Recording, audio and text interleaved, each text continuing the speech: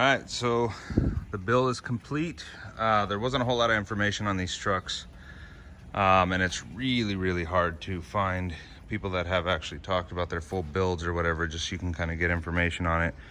And so I figured I'd make this video. This is the 2020 Ram 1500 5.7 Hemi.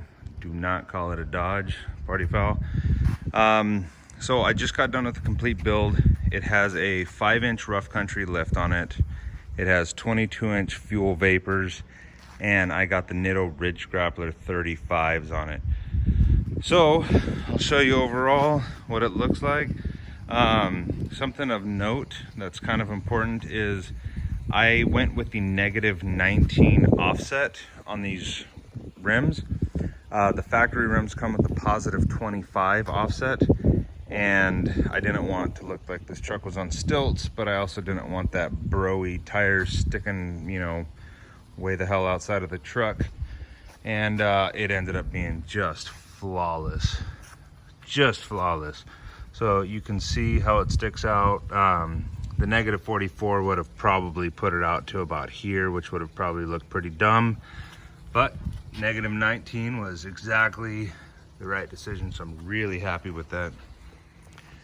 As far as the tires go, I went with the Nitto Ridge Grapplers. These are 35 12.5 by 22 LT.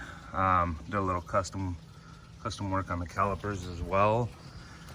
Same for the back. It leveled out the truck pretty nicely. Got the American flag down there. I don't know if you could see that, but it came out really well. Little red touches to it.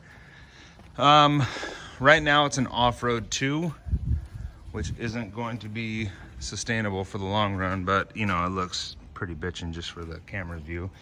But I wanted to show you the difference measurement wise between entry and exit. So we're looking right at about just over 45.5, 45 and 44 3/4 on the overall height. And then I'll go ahead and lower it.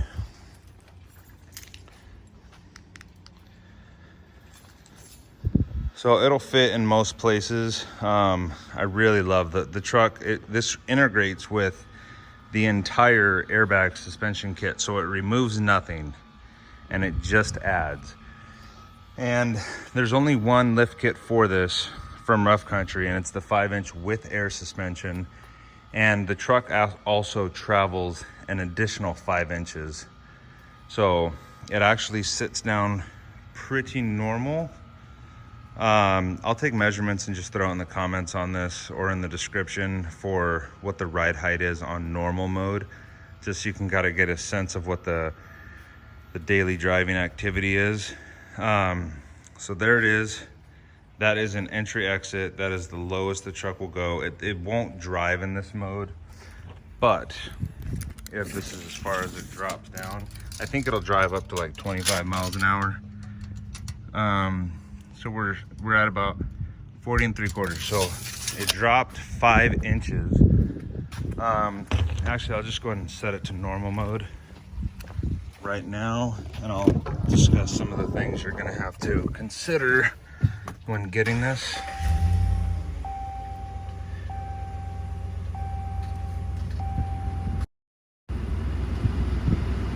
Okay, so we got it in normal mode, so it's raising. I'll show you what the overall look is for everyday life. That's where it's at. That's in non-off-road. It's actually, I don't know how well the camera picks it up, but it's pretty tall. I'm 6'2", so it comes out pretty nice. And we're right at 42, almost 43 inches overall height. That's pretty much it. So the one thing that I do have to do I didn't really consider, one of them super easy. I have to adjust the headlights so they're not shining, blinding the people, you know, out in the open. And then the next thing that I'm gonna have to do is get the Rough Country speedometer calibrator. It plugs in, you set the tire size to 35 instead of the standard, and it calibrates, because right now it's at about 5 miles an hour off from what it normally is. Not a big deal, but it's 5 miles an hour slower. So if I'm doing 61, I'm really doing 66. So that's a little bit of a problem, especially in Washington, because, you know, the police love to pull people over for 2 or 3 miles an hour over. So yeah, that's it. That's something you have to consider, is just getting the calibrator on top of it. The overall build is about $7 grand. $2,100 for the tires, $1,500 for the rims, and about $1,600-1,700 for the lift kit itself, and it costs about $1,600-1,700 to install.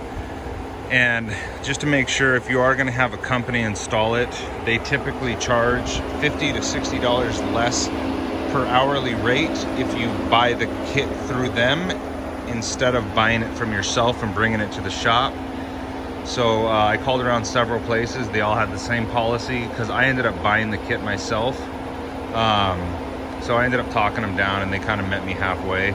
So don't make the mistake of buying the kit directly from the manufacturer if you're gonna have a shop install it. Give them the business. They were gonna charge the exact same price, and they hold all the responsibility. So they're not gonna warranty the parts themselves. If they fail, only the labor. So keep in mind. Another thing is the ride quality. I know a lot of people don't talk about it, but the ride quality is just fantastic. I actually prefer it like this than I did the other way, because it seemed a little floaty. You know, this is basically like a Cadillac, you know, with the truck bed. You know, this truck is phenomenal as far as drive quality goes, everything else. And the ride quality, I think it improved it, because I still don't feel anything on the road. I upgraded to the V2 monotube shocks. That was it was a $200 addition onto it, but just reading the reviews, the system for this versus BDS, everyone talks about the Fox, you know, shocks that comes with it, and that's pretty much the difference between the two systems. I know BDS, don't throw hate in the comments, BDS is, you know, far superior, and it's heavier duty, and, you know, it's designed to brake. I get it, but BDS doesn't make a kit for the 2020, and I wasn't gonna wait. And BDS's lift was only 4-inch, which I still would have gone with. It wouldn't have been a big deal, but I'm super happy with the Rough Country. It was, the technician said it was really straightforward to install. He didn't even cut it. There's no cutting on the fenders or the flap. It fit perfectly. Everything was designed really well. It went on very nice. And so yeah, other than that, I have to adjust the speedometer, and I'm gonna be doing a few more things to the build. I'm just kind of getting started, but this is like the starting point. And drive quality is phenomenal. It's a little tighter. It's still super comfortable. You don't feel anything while you're driving, but the steering feels a lot more responsive, closer to a sports car, I guess.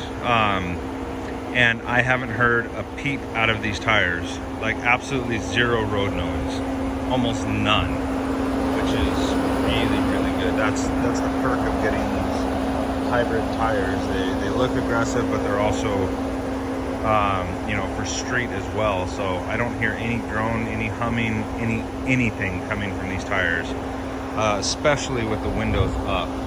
You hear nothing. It's still super quiet. And yeah, let me know what you guys think. And if you guys got any questions or comments or anything, just leave it down below, and I'll try to do my best to answer them. Thanks for watching.